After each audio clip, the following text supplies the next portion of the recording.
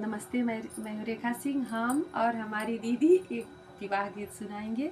जैसा भी लगेगा आप लोग ज़रूर बताना।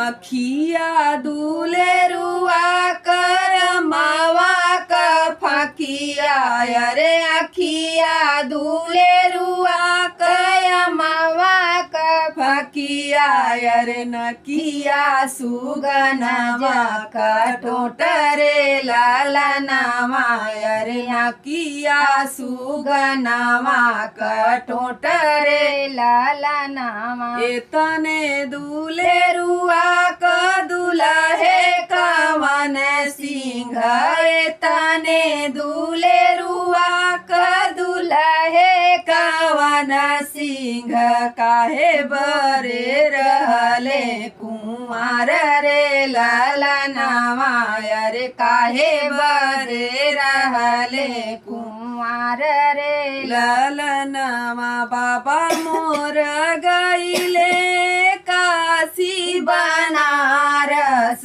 बाबा मोर गईले काशी बनारस।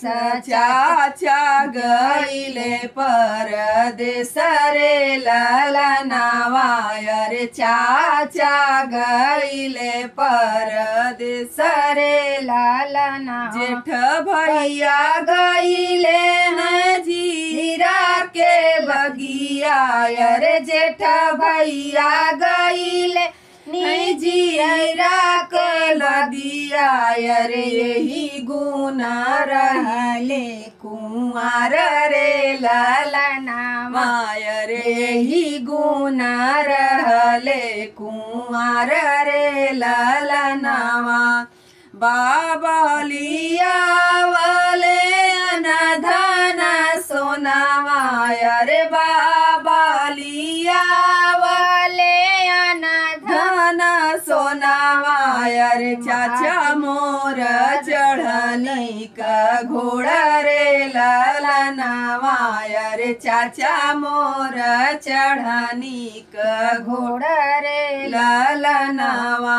भैया लिया वाले सोने का माउरावा, अरे भैया लिया वाले सोने का माउरावा, अरे अब मोरा होई है बियाह रे लालनावा, अरे अब मोरा होई है बियाह रे लालनावा।